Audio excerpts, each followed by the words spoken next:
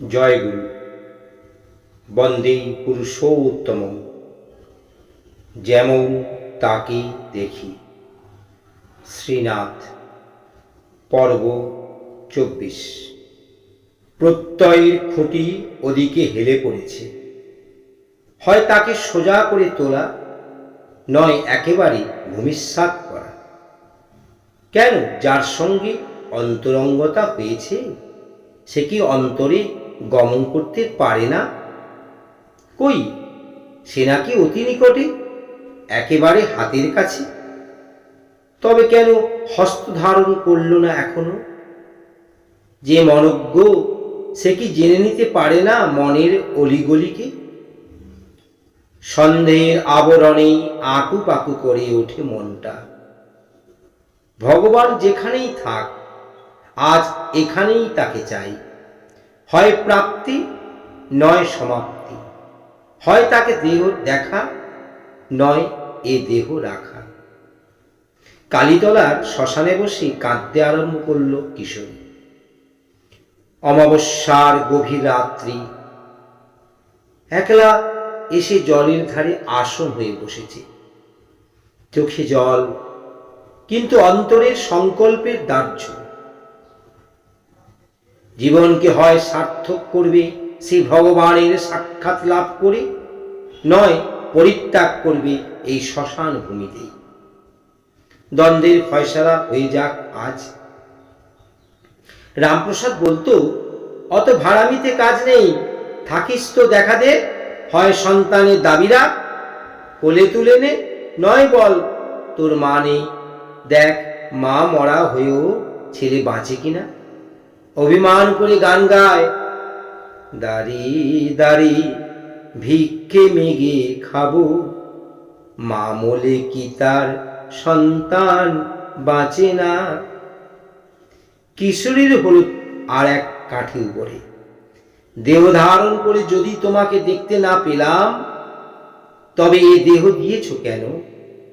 এ নিরর্থক বস্তু ভার বহন করব কেন?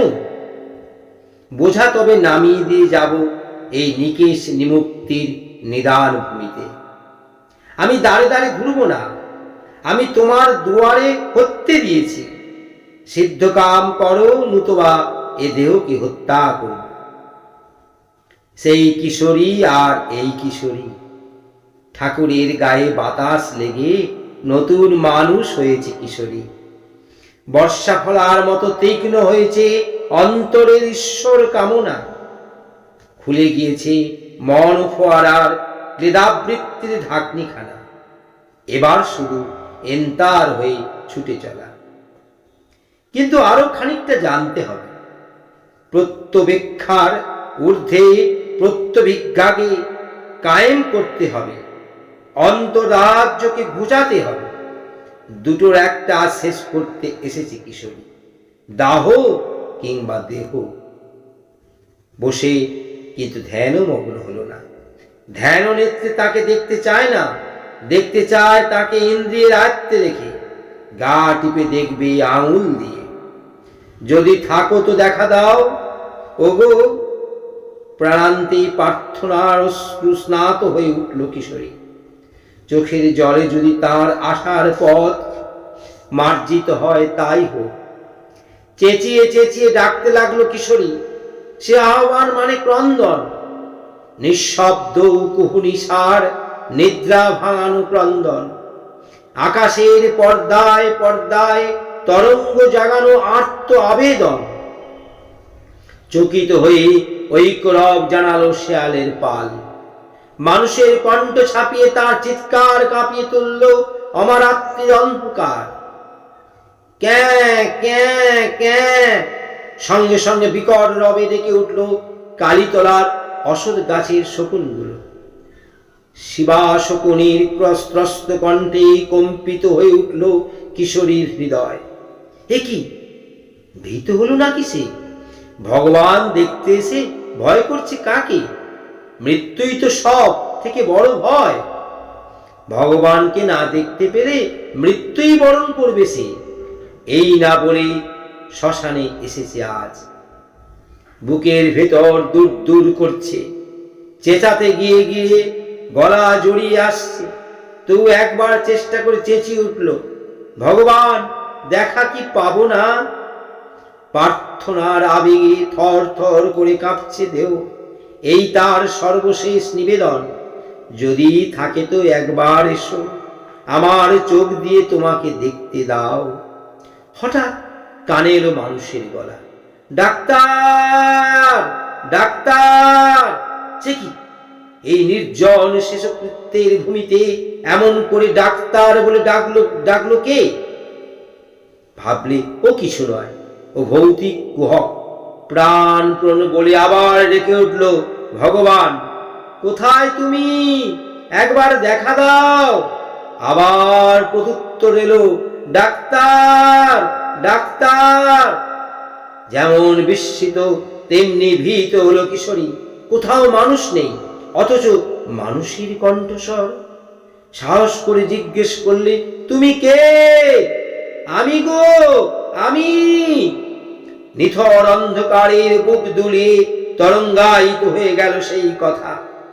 পদ্মার তরঙ্গাঘাত লেগে ফিরে এলো প্রতিধ্বনি, আমি গো, আমি। বিশাল শূন্যতাকে পূর্ণ করে ওই একটি যেন শুধু অস্তিত্ব, আমি আমি। অনন্ত মহাশূন্যতায় এই একটি মাত্র যেন আমি।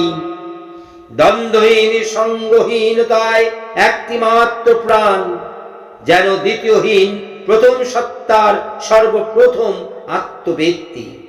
চৈতন্যের বুকে সর্বাদ্য ব্রহ্ম জাগরণ। প্রতিধ্বনির অভিঘাত লাগলো এ অন্তরে। সর্বত্রই যেন সে বিশ্ব আমির স্বাধিকার, সেই ব্রহ্ম বীজাত্মক আমি। ব্রহ্ম কি না, যা সর্বগত, যা ব্যপ্ত হয়ে সর্বাকার লাভ করেছে তাই। বৃহদাত্ম বিহনং তাচ্চ তৎ ব্রহ্ম পরমং বিদু। এই আমি হলো সেই ব্রহ্ম বীজাত্মক পরম ব্রহ্ম, সেই প্রাচীনতম পরাৎপর পুরুষ, যিনি সকলের আদিতে বসে প্রত্যক্ষ করছেন সর্বপরভূতকে। প্রাচীনতম হয়েও প্রবেশ করিয়াছেন অবাচীনতমে। যখন সদস্য কিছুই সৃষ্টি হয়নি, স্থূল সূক্ষ্মের কারণ প্রকৃতি যখন ছিল না, যখন কালও জন্ম পায়নি, সেই প্রাক সৃষ্টির কালে একমাত্র ছিলাম আমি। সৃষ্টির আগেও আমি, আবার সৃষ্টির পরেও আমি। এই চলৎ বিশ্বের প্রাণও আমি। আবার এই আমি প্রলয় সাক্ষী, প্রলয় বিশিষ্ট ও আমি। সৃষ্টি চক্রের কেন্দ্রও আমি, পরিধিও আমি। নাভি নেমি দুই। আমি যেমন দেহাত্মা, তেমনি অঙ্গ প্রত্যঙ্গ অঙ্গচ্ছদ। আরম্ভ আমা থেকে লয়, লয়ও আমাতে। শ্রীমদ্ ভাগবতে শ্রীকৃষ্ণ বলেছেন, এই আমি সেই আমি। অহমে বাসমে বাগ্রে নন্নত যৎ সতসৎ পরম পশ্চাদতহং যদেতচ্চ যো বশিষ্যেত সহম মহম। তিনি হলেন অপ্রান্ত, অদ্বিতীয়, অখণ্ড। তিনি তাবৎ ব্রহ্মাণ্ডের সূচিপত্র। সেবার তিনি তো কৃষ্ণ, এবার তিনি কে? সাহস সঞ্চয় করে হেঁকে উঠল কিশোরী, আমি কে? আমি কে? আমি কে? আমি অনুকূল। সর্বপ্রাতিকূল্যে আমি অনুকূল্য। আমার অনুবর্তিতায় কুল, তাই আমি অনুকূল। ওগো আকুল সিন্ধুর কুলানুসন্ধি, আমি তোমার সেই অনুকূল। কত জন্ম ধরে খুঁজেছ তুমি, কত জীবনের সমসেদাক্ত তোমার ওই দেহ। এখন কুল পেয়েছ, কুলে এসে ওঠো। সেই দুঃখেদের মার্জনা করে দিয়ে এসো। অঙ্গে মাখিয়ে দিই সেই স্বর্গ সৌরভের অভঞ্জন। যেমন যুগে যুগে তোমার আহ্বান, তেমন যুগে যুগে আমার আগমন। অন্ধকারে ডেকেছিলে, আমি এসেছি। এখন আলো ফুটেছে, এখন আমার আলোয় একবার আমাকে দেখো।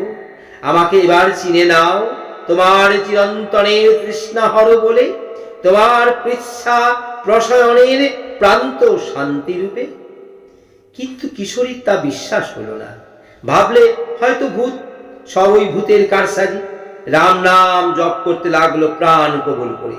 ছোটবেলার দিদিমার মুখে শুনেছিলাম রাম নাম করলে ভূত পালায়, আবার কোনো ক্ষতি করতেও পারে না। ও সন্দেহ হচ্ছে কেন তোমার? সত্যিই বলছি আমি অনুকূল। কানের কাছে সেই বহু পরিচিত কণ্ঠস্বর। কিন্তু এই গহীন রাতে আমার পিছনে পিছনে সে শ্মশানে আসবে কেন?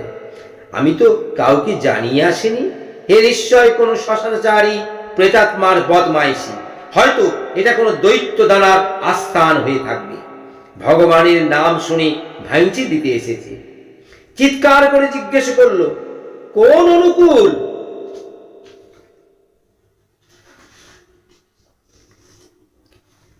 আমি শিব চক্রবর্তীর ছেলে ডাক্তার অনুকূল।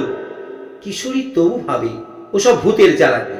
বললে যে হয় সেও হয়। কাছে এসো না, তফাৎ যাও। আরে ওসব কি বলছো? আমি যে সত্যিই অনুকূল। বিশ্বাস হচ্ছে না তোমার?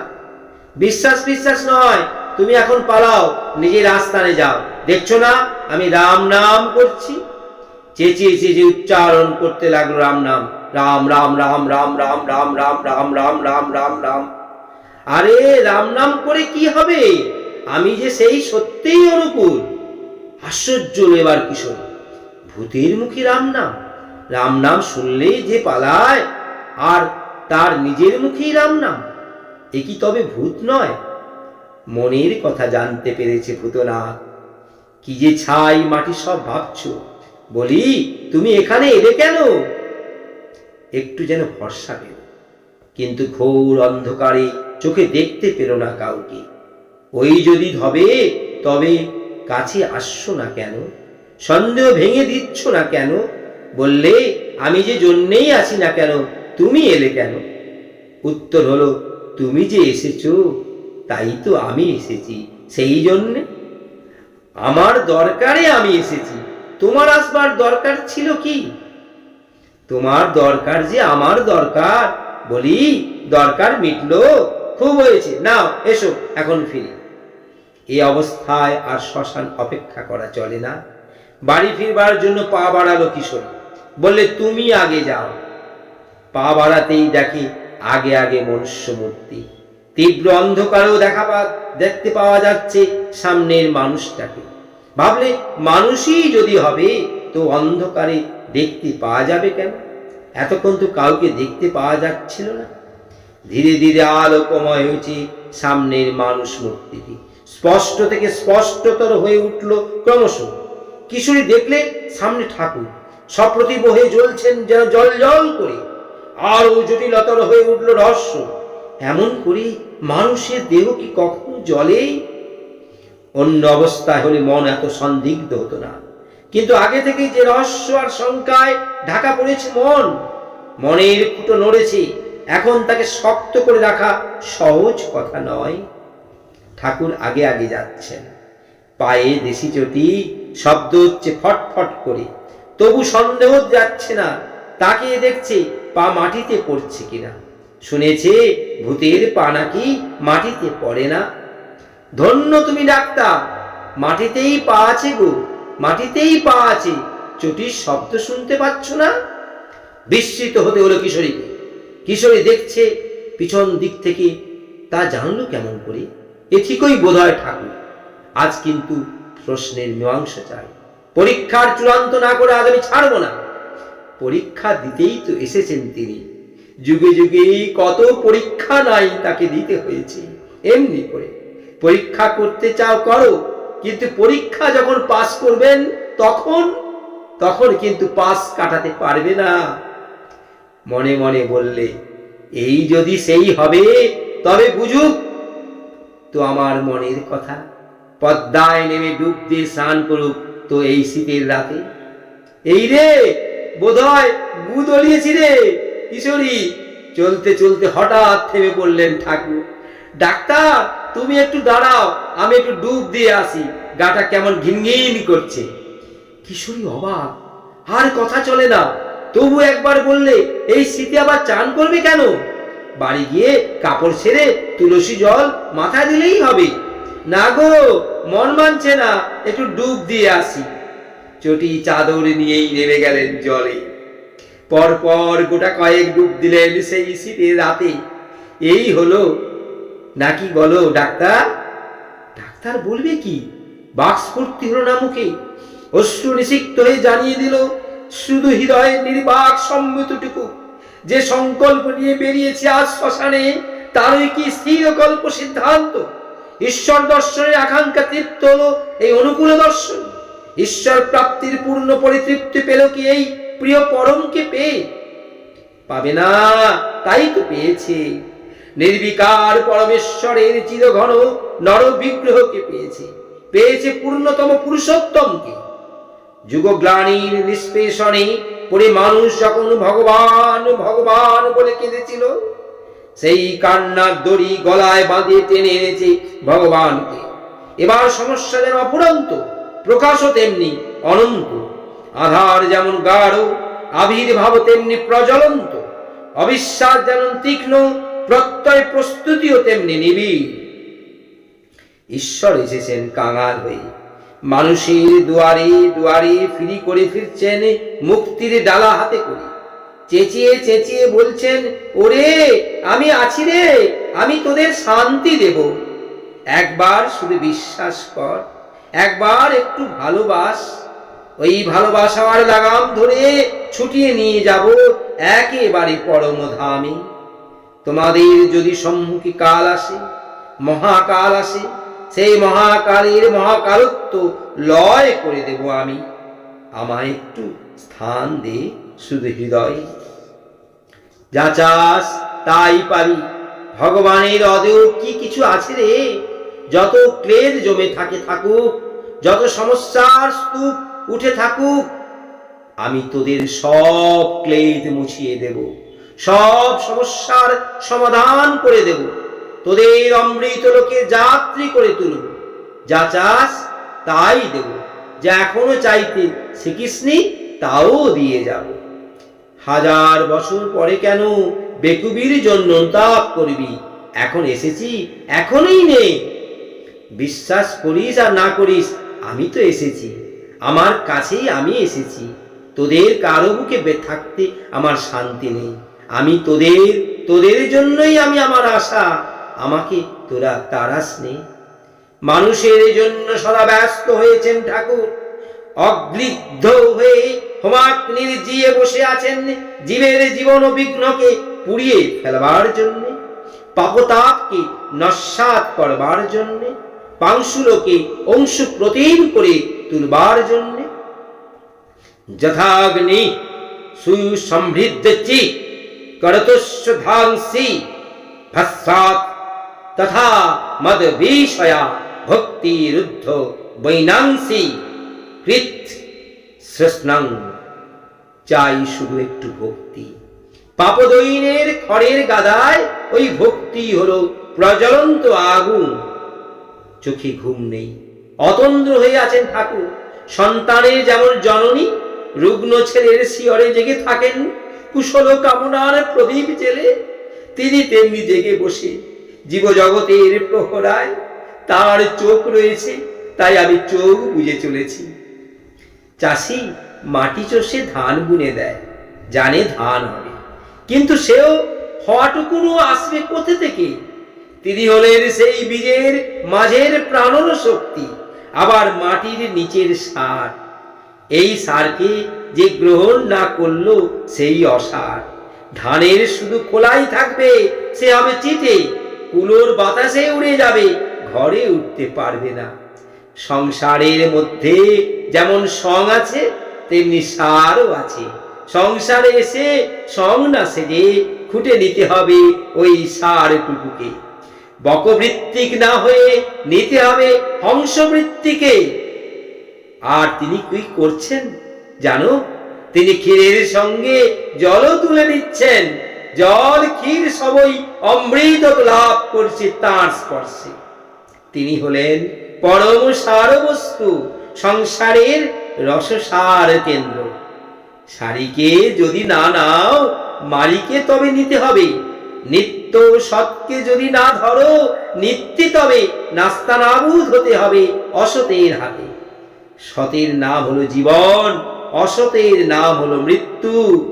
একটা পরিণত হওয়া আর একটা অবলুপ্ত হওয়া, পঙ্ক প্রতীত হওয়া, সার্থকতা আর ব্যর্থতা। যে দ্বীপের মুখে শিখা জাগলো না, যে দ্বীপের দখল নেই কো দীপ বৃক্ষে, প্রবেশ নেই তার দেবগৃহে, কুমোর বাড়িতে তৈরি করেছে, এবার কুড়িয়ে নাও সেই দীপন শিখাকে। অম্লান স্থির বন্যি নিয়ে বসে আছেন ঠাকুর, জাগিয়ে রেখেছে নির্ধুম পাবক শিকাটি। তুমি পরম পাবকেই বটে, যেমন পাবক তেমনি পারো। তুমি হলে পরম পারক পুরুষ। আনন্দ স্রোতে নেয়ে উঠল কিশোরী। ইচ্ছে হলো পায়ে লুটিয়ে পড়ি ওইখানে, কিন্তু সন্দেহ গেলেও সংকোচ যায়নি এখনো মন থেকে। ভাবলে কাল যদি আবার বলে, দেখ আমি ভগবান বলে পায়ে ধরেছি, ও লোকে লজ্জা পাবে, লোকেরা লজ্জা পাবে, পেতে হবে না পাবে। কিন্তু যে নুয়ে পড়েছে তাকে ধরে রাখবে কেমন করে? শত প্রণামকে নিবারণ করবে কেমন করে? এনতি তো অবনতি নয়, এনতি উন্নতি, ঊর্ধ্বের প্রতি আনতি। আর সংকোচ নয়, এবার বিস্তার স্বভাব। সংকোচ থেকে সংকট, আরো বিস্তার থেকে নিস্তার।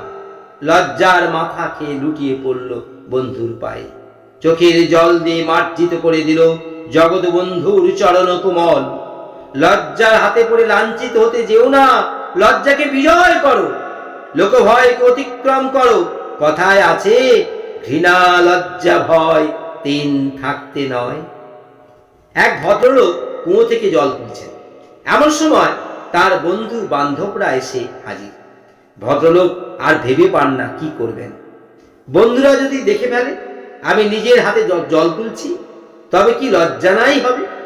ঘটি বেঁধে জল তুলছিলেন, অমনি ঘটি দড়ি দুই ছেড়ে দিলে কুয়োর মধ্যে। ঘটি দড়ি ছাড়লেন, তবু লজ্জা ছাড়তে পারলেন না। এই লজ্জাই হলো পাপ। ওই লজ্জার মাথায় বজ্রাঘাতক। হিসেবের খাতায় কালী নাম লিখে রেখেছে রামপ্রসাদ।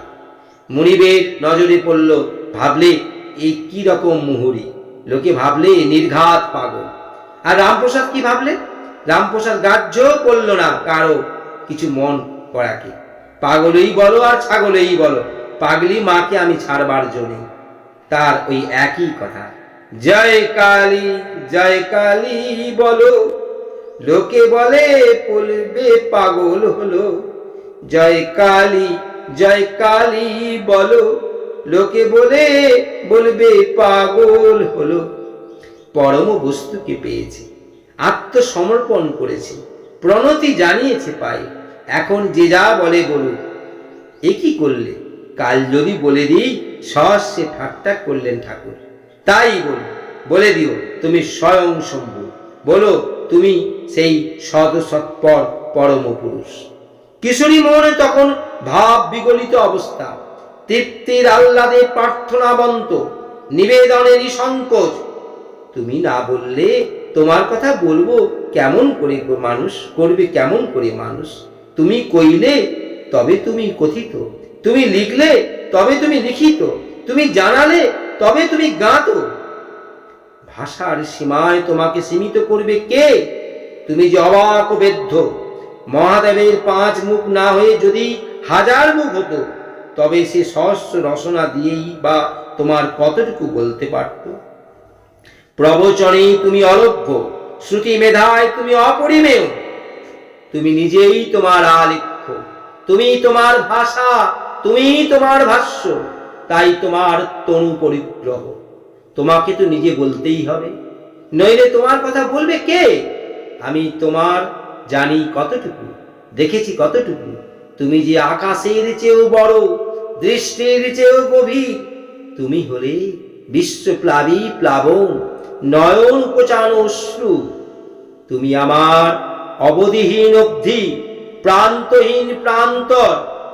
এবার সত্যি করে বলো, তুমি শ্মশানে এলে কেমন করে? কিশোরী জিজ্ঞাসা করল। আর এলেই বা কেন? স্বেচ্ছায় সীমাবদ্ধ হয়েছ, পরিচয় দিয়েছ মানুষ বলে, প্রশ্ন তবে করব না কেন? তোমার পারের বাইরে কিছু নেই, তবে আমার বোধের পারদে তার কিছুটা বুঝে নেব না কেন বলো তো? দেখো সেতারে এসরাজে অনেক তার, তার একটায় ঘা দিলে আরগুলো বেজে ওঠে, একটা কাঁদলে আরগুলো কেঁদে ওঠে। জবাব দিয়ে হাসতে লাগলেন ঠাকুর। সে স্মিত লাবণ্য থেকে প্রসাদ কুড়িয়ে নিলে কিশোরী। কি অপূর্ব উত্তর, কি সুন্দর ব্যাখ্যা! ব্যাখ্যা মানে সব চোখে দেখা ব্যাপার। লেখালেখি কি বাত নহি, দেখা দেখি কি বাত। বইয়ের কথা নয়, দেখা সাক্ষাতের জিনিস। বললেন, আরে শ্মশানে কাজ কি ভাই? চাওই বা কি আর পাবেই বা কি? যা পাবার তো কি পাওনি? শ্মশান সাধনে কি হবে? শাসন মেনে চলো সেই শাশ্বত পুরুষে। পরমেশ্বরকে পেক্ষণ করলে এবার তাকে পরিবহন করো। একবার পায়ে পড়েছিল কিশোরী, আরো একবার পায়ে পড়লে বা। তোমাকে কত কষ্ট দিয়েছি, আমাকে মার্জনা করো। হে বিভু, তোমার বিভূতি দিয়ে আমাকে পরধৌত করে দিও, আমার দৃষ্টিকে তুমি নির্মল করে দিও। কিশোরী কাঁদতে লাগলো এবার। কাঁদো, কেঁদে কেঁদে ক্লেদ মুক্ত করো তোমার চক্ষে। বৃষ্টিতে যেমন ধুয়ে যায় আকাশখানা, তেমনি করে প্রেম বরিশনে পরিধৌত করো তোমার নয়ন আঙিনা। কেঁদে কেঁদে হালকা হলো মহাকাশের আবরণ তলে বসে। প্রাণের বোঝা নামিয়ে দিল প্রাণ সর্বস্বের পদ প্রান্তে। কিশোরী কথা বলতে বলতে ঠাকুর বাড়িতে চলে এসেছিল ঠাকুরের সঙ্গে। এবার বাড়ি যেতে চাইল, বলল, একটা লণ্ঠন দাও। সে কি কথা, এত করে এসে এখনো লণ্ঠন? বলি, অন্ধকারে শ্মশানে গিয়েছিলে কেমন করে? সে গিয়েছিল প্রাণীর আবেগে। ঠাকুর বললেন, আমারও তাই। হৃদয় সম্বেগের রস সমৃদ্ধিতে তার সংবর্ধনা, অকৃপণ আবেগ ভূমিতেই তার অন্তর বিনিময়। তার জন্যে যে কাতর হয়েছে, সে সম্বন্ধ পাতিয়েছে তার সঙ্গে প্রাণীর একান্ত করে, তার সঙ্গে তার অকাঠ্য প্রণয়। যেমন প্রাণান্তরকর বিরহ, তেমনি দুরান্তকর মিলন। জয় গুরু, বন্দে পুরুষোত্তম।